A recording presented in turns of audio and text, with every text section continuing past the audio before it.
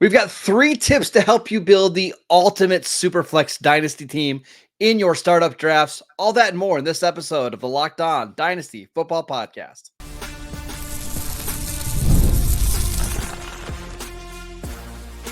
You are Locked On Dynasty Football, part of the Locked On Podcast Network. Your team every day. Here are your hosts, Marcus Mosher and Kate Madjuk. Welcome back to the Locked On Dynasty Football Podcast, part of the Locked On Podcast Network, your team every day. We'd like to thank you for making us your first listen of the day. Today's episode is brought to you by FanDuel. Make every moment more. With the playoffs over, the sports stop sporting the way that we'd like them to. But this summer, FanDuel is hooking up all customers with a boost or a bonus daily. That's right. There's something for everyone every day, all summer long. Just visit fanduel.com/lockedon to get started. I am your host, Marcus Mosher. You can follow me on Twitter at Marcus_Mosher. Joining me today, as always, is Kate Madjuk. You can follow her on Twitter at Kate Madjuk. You can also read her at Pro Football Focus and Behind the Steel Curtain.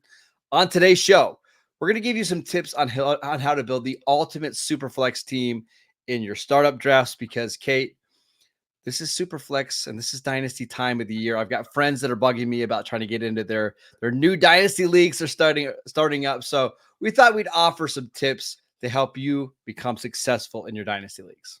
Yes. And tip number one is probably the most important tip we're going to give you today. And it is one of the most foundational pieces of advice. Every time I enter a Dynasty startup draft, I'll make my first pick, and then I know I need to set the tone. I need to pick a direction for this roster because you can either be competitive or you could be maybe young, have some more potential upside, but more on the rebuild side of things. You need to decide whether or not you want this roster to compete year one or if you want to prioritize longevity and depth and long-term outlook. Basically, I don't ever want to say a roster is not competitive year one, but we know there are certain builds if you're prioritizing youth that the year one upside might not be there, but this could be a roster competitive for years to come, but you have to pick a direction. Adam Harstead at Football Guys has done some really good articles and pieces on the idea of tanking in year one of a startup league. And basically what that means is ignoring every player over the age of 26, 27, 28. I mean, you're only taking young players with the idea of getting a bunch of young assets and then getting high draft picks in the following year, year two.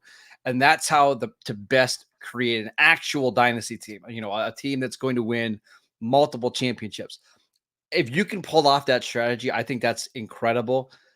I'm a little bit more personally somebody that wants to compete every year. So when I draft my teams, I try to walk the tightrope of having a young, strong core, but also some veterans that are, mixed in that'll help you win right away. It's really hard to do that. But I think, Kate, more importantly, you need to talk about what positions you're going to prioritize. And we're going to talk about that here in segment 3, but kind of make a list of, hey, I want my QB1 early. I want my wide receiver 1 in round 2. If you start charting things out like that, it'll actually help you when you go into your draft to have an actual plan.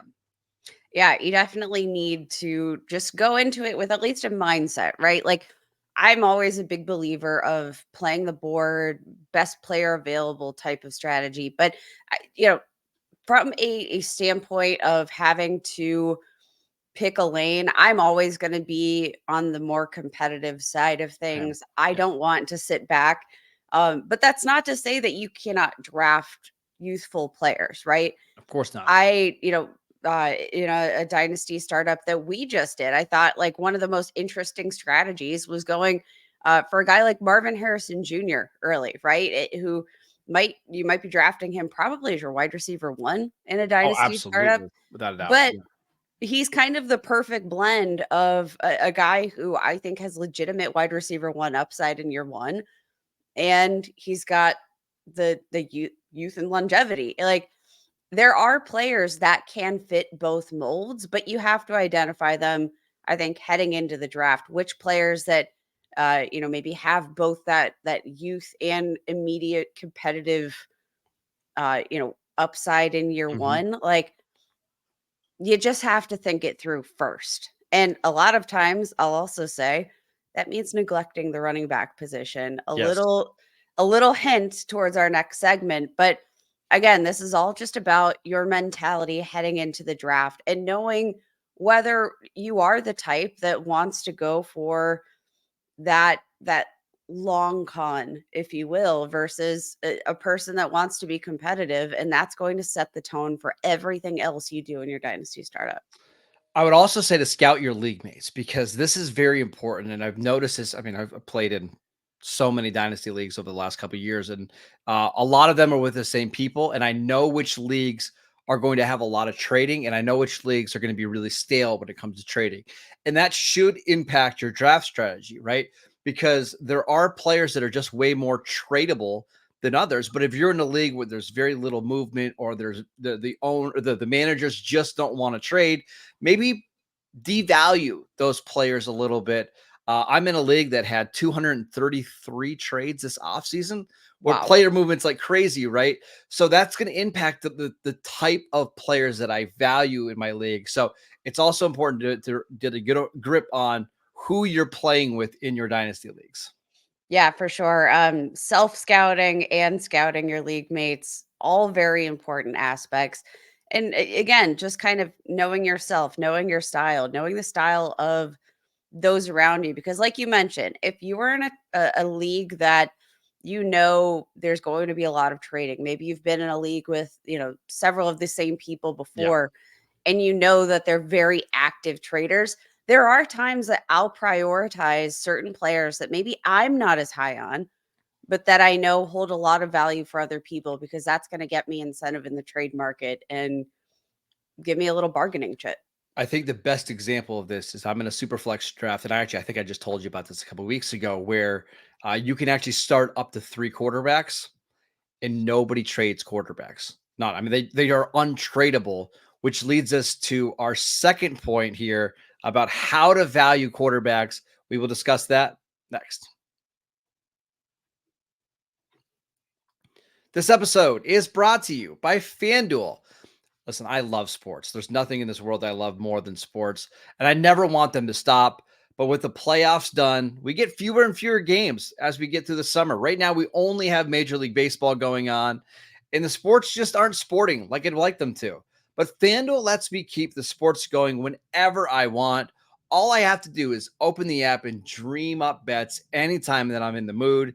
And this summer, FanDuel is hooking up all customers with a boost or a bonus daily. That's right. There's something for everyone every day, all summer long. So head over to fanduel.com/lockdown and start making the most out of your summer with FanDuel, the official sports betting partner of Major League Baseball.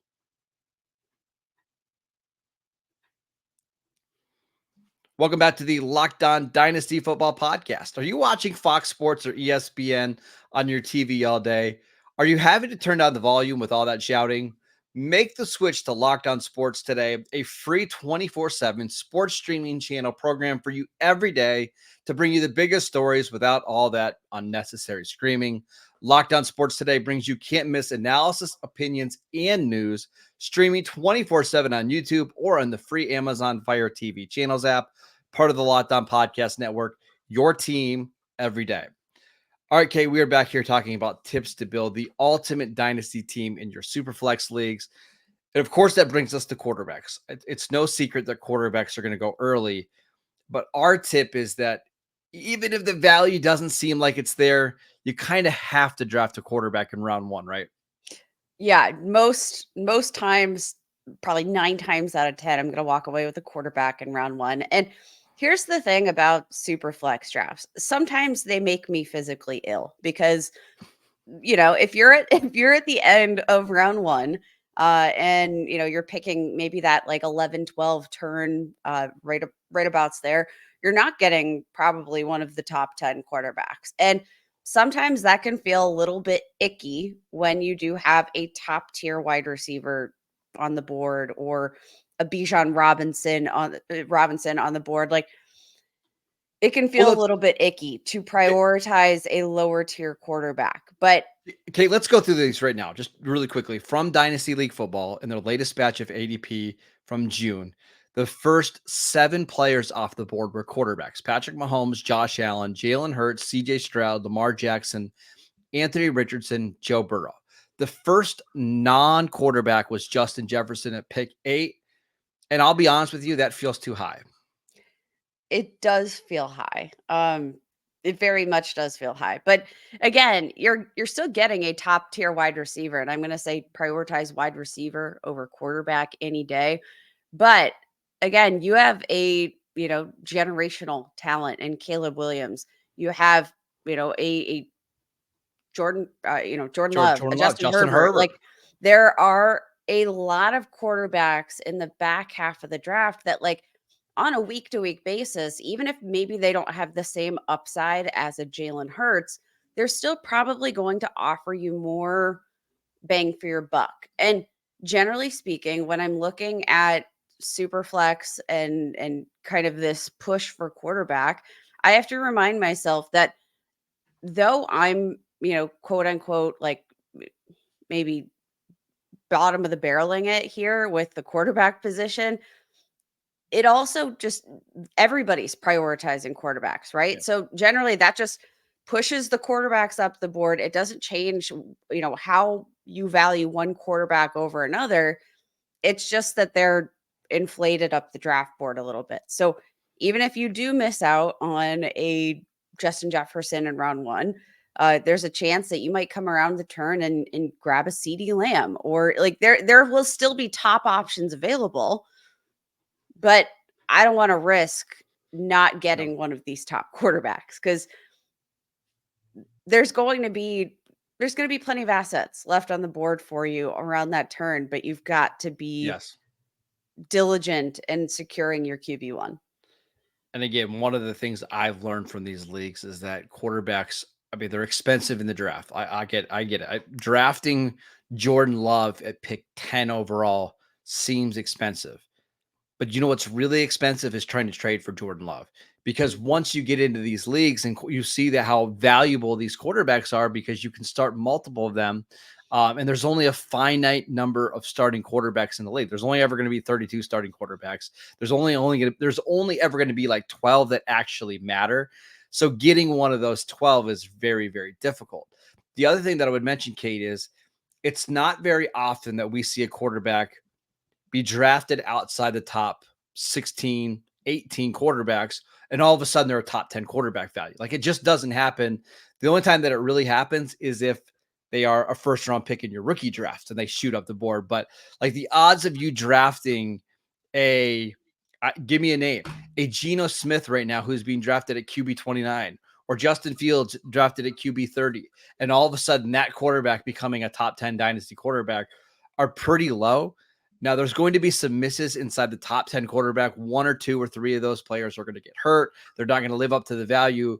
But for the most part, those names are pretty stable year over year. And it's why I feel comfortable drafting a quarterback like Joe Burrow, who I'm a little bit lower on than most, or Caleb Williams, or Justin Herbert at the end of round 1, even over the likes of, you name the guys, Justin Jefferson, CD Lamb, Jamar Chase, Bijan Robinson. I would just rather have the quarterback. Yeah, it's too important, too foundational. And like you said, there are a finite number of starting quarterbacks. There's only 32 in any given week. But, there's a lot more flexibility in terms of, what you can get on the waiver wire. Let's say if you are in need of a wide receiver, for instance, just last year, I was in need of a wide receiver flex play. I was hurting in the injury front.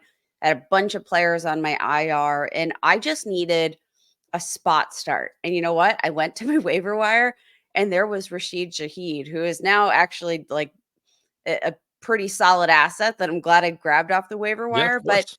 I slotted him in. I think I got like 9 points off of my waiver wire from Rashid Shaheed. Like, You can find points on your waiver wire even for, the wide receiver position, etc. But you can't do the same thing at quarterback, No. especially in a super flex draft or 2 quarterback format where, yeah, those are all guys that are going to be rostered, and the players that are available on your waiver wire in that instance are going to be backups and backups to the backup. Yep.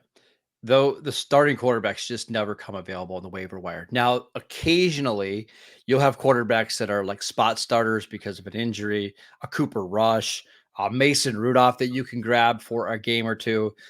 But people are going to spend all their fab budget to get those guys. If they Mhm. know that they're going to be starting for a week or multiple weeks, they're going to get eaten up very, very quickly.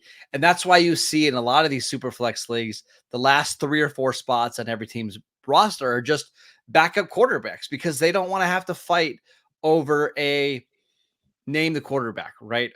Kyle Trask, if he has to start for the last month of the season.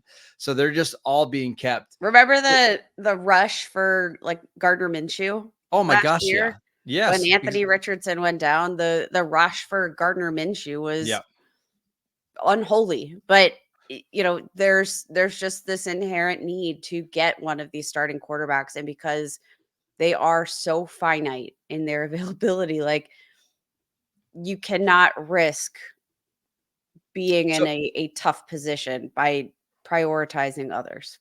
now here's what I want to come and ask you about. So let's assume you have the 10th pick in the draft, right? In a super flex startup draft, and you grab Caleb Williams. Caleb Williams falls to you, right? You come right around at pick 14. At that point, once you've got your quote unquote QB1, are you looking to take a second QB, which again, that could be Kyler Murray, Dak Prescott, Jaden Daniels, Trevor Lawrence, or are you more willing then to take an Amon-Ra St. Brown, a Marvin Harrison, a Bijan? What's your general thought process? Do you want the 2 quarterbacks early, or do you want to pair your top quarterback with a top position at another a top player at another position? Here's the thing, that's all I think going to depend on your mindset heading into this draft. I tend to like to grab my second quarterback because, as a reminder, unless you're in like a third round reversal startup, you're going to be waiting quite a while before, and maybe your other league mates are not going to prioritize quarterback. It's impossible to say, but if people continue to prioritize getting their QB2 in that draft, there's not going to be much available on the board when you come to round 3.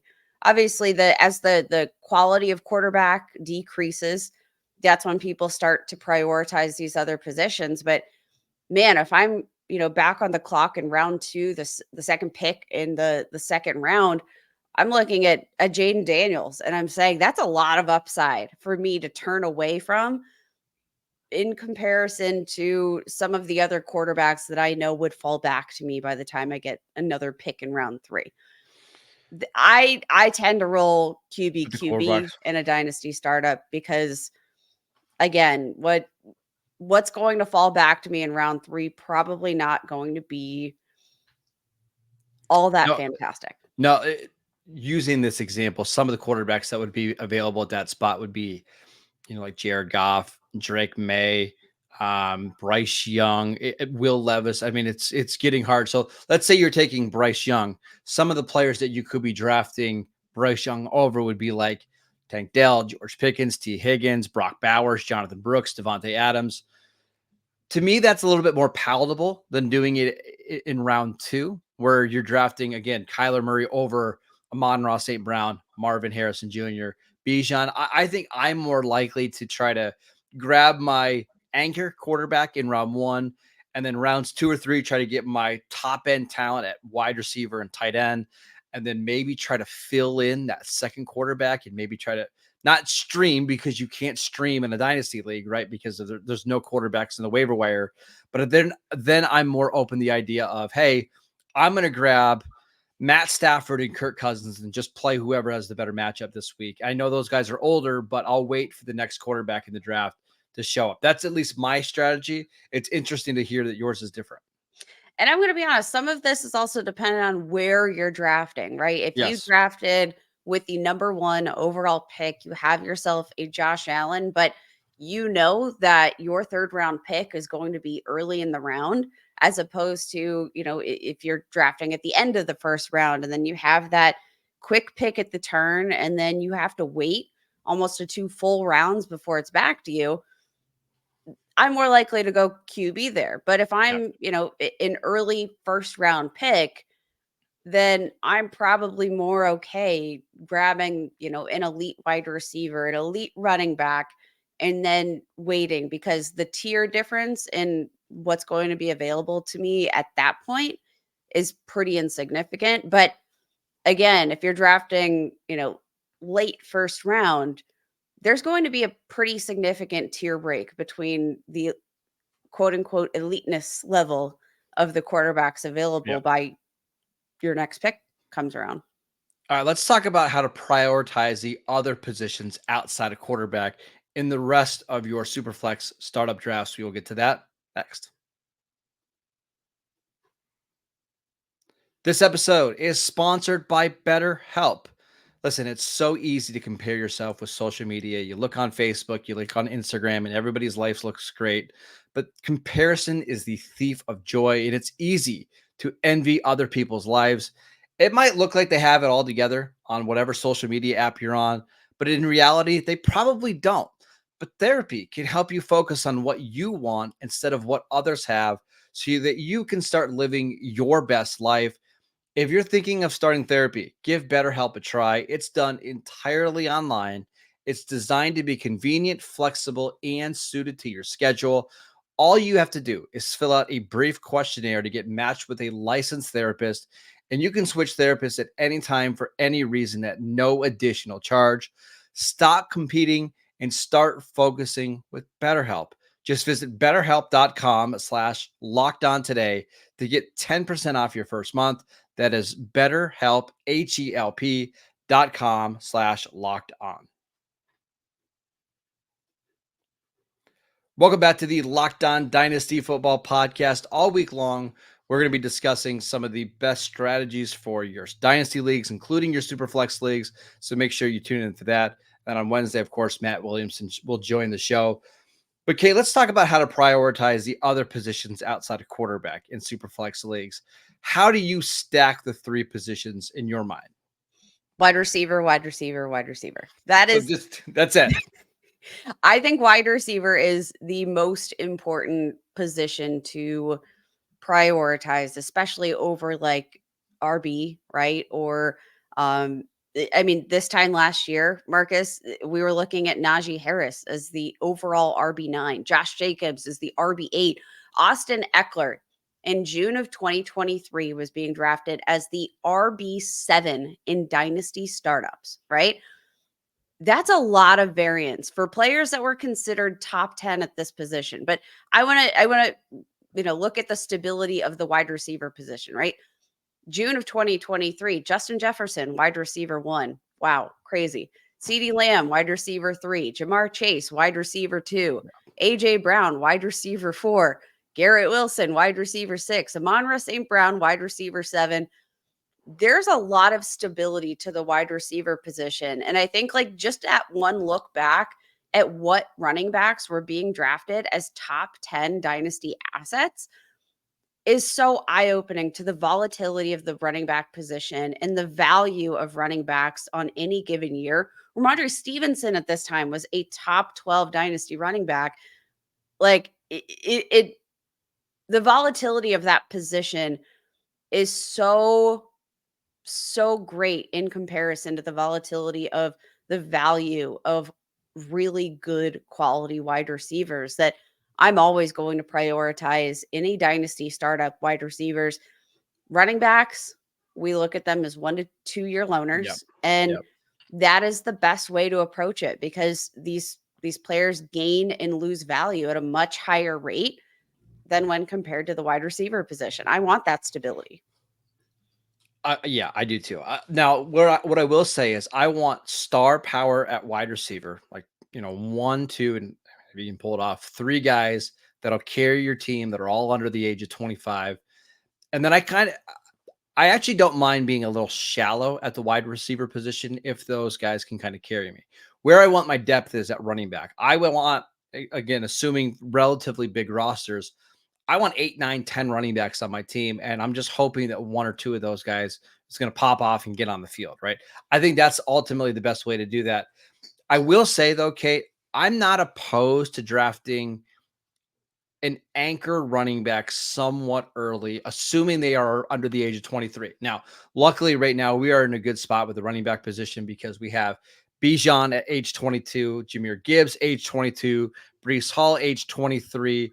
Those are probably the only running backs that I would consider drafting relatively early at all. I think I'm just going wide receivers, from rounds 2 to 7. You're probably going to have to draft them in the second round. So are Which you is okay using your yes. first positional Yes. pick, not quarterback, on a running back, as long as it's one of those Yes, 3 because guys? I'm probably not drafting another running back until we get to the double digit rounds. If I have to start 2 running backs, I want that anchor guy that I at least know is a. I mean, listen, we say that the running back position is a 1 to 2 year thing, but for someone like Bijan Robinson, who the Falcons drafted in round 1, who they're, I mean, almost assuredly going to give the 5th-year option to, he's a pretty safe option for at least the next 4 years. And how many running backs do we have like that, Kate? I mean, Gibbs is the only other yeah. one, right? Because he's the first round pick. Brees Hall is going into year 3, and he doesn't have the 5th-year option because he's a second round pick. Gibbs and Bijan are the only ones right now that I can justify it for. But again, if you're doing a startup draft 2 years from now, there's no way that I would justify Bijan and Gibbs. Now, maybe there'll be another running back there that'll help you and make that decision a little bit easier. But I'm not opposed to drafting an anchor running back in round 2. Should it be one of those 3 guys, and really 2 guys, Gibbs or Bijan for me? I think that's very fair. Now, some of the names that you might be looking at in the later rounds, right, that I think are pretty awesome assets. Like if you have deprioritized the running back position and you use your later round picks on some of these maybe older running backs that aren't as exciting. Like if you are building your roster in the shape of a contender, right? Aaron Jones at Oh, yeah. RB34 feels like a pretty incredible value. Raheem Raheem Mostert. Mostert, Yeah. yes, RB39 right now, who again, I think he's going to be the leading scorer for his respective offense here. A Zach Moss, Yeah. RB41. Like there are players that are going to touch the ball a lot in their respective offenses that are being drafted later. And that's because of their age, maybe high touch volumes throughout their career, but they will probably give you plenty of value in years 1 to 2 in the first 2 years of your dynasty. And guess what? You're not going to have to pay up for Right. that level of volatility unless you are going for one of these elite running backs. I'm just deprioritizing the position altogether. I also, like you mentioned, top heavy at wide receiver. But how are you feeling about the tight end position? Because I think we're at a very interesting point of inflection at the tight end position. It feels like there's a lot of exciting young tight end options that, like, for the last maybe 5 years, it felt like it was Travis Kelsey, Yeah. maybe Rob Gronkowski. Like that, you had one of like the 3 elite tight ends in the league. But now it feels like, okay, we're getting some young studs emerging. Feels like on an annual basis here. Are you still paying up for one of these top tier tight ends, or are you Yes and no. cool looking for one of these sleepers?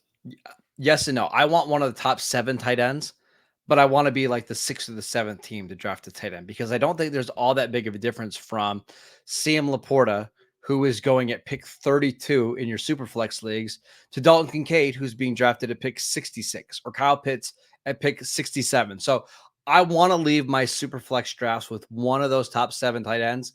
I just don't want to be one of the first 5 teams to draft one. So that's where you have to kind of see how the run is going when they start coming off the board, because I just don't want to be in the business of, hey, it's George Kittle who can never stay healthy. It's Dallas Goedert who just doesn't get the touchdowns. I want one of those guys, and I'm willing to pay, an early-ish pick to get one. I think that's probably the best way to approach it is, still getting one of these top tight ends, but not being the first to pull the Correct. trigger, because it does feel like the tier breaks between, like you said, a Sam Laporta and Dalton Kincaid, I think is one of the best examples you could get. Like Dalton Kincaid, higher draft capital, right? And you look Better at quarterback. and you look at the opportunity to potentially lead his team in targets. Like the gap in terms of upside between those two players, I think is extremely minimal. Exactly. So when you can get one of them 2 to 3 rounds later in your startup draft, you are then able to prioritize maybe a better wide receiver as your wide receiver Mhm. 2, your wide receiver 3, as opposed to paying up for a Sam Laporta and missing out on, a higher quality wide receiver that could anchor your roster for the years to come. Let me give you a perfect example. Likely in round 3, if you were going to take Sam Laporta at his ADP, you would be passing up receivers like Chris Olave, Drake London, Rome Odunze, Jalen Waddle, Brandon Ayuk. I would just rather have all those players and then wait around and draft the next tight end, right? I mean, you would actually be drafting Dalton Kincaid above ADP if you waited around, but I would just much rather do that than to draft Sam Laporta and then all of a sudden now I'm having to draft down where Dalton Kincaid is getting drafted, Xavier Worthy, Jordan Addison, Mike Evans. I like all those guys, but I like that first pairing a whole lot better. That is it for today's show. We want to thank you for making Locked On Dynasty your first listen every single day. Again, continue to listen all week. We're going to be looking at strategies, ways to beat all the league mates in your dynasty leagues. So make sure you guys are tuning in. Download the podcast wherever you get your podcasts. We are free and available on all platforms. Follow Kate on Twitter at Kate Modjuk. I'm at Marcus_Mosher, and we will see you right back here tomorrow.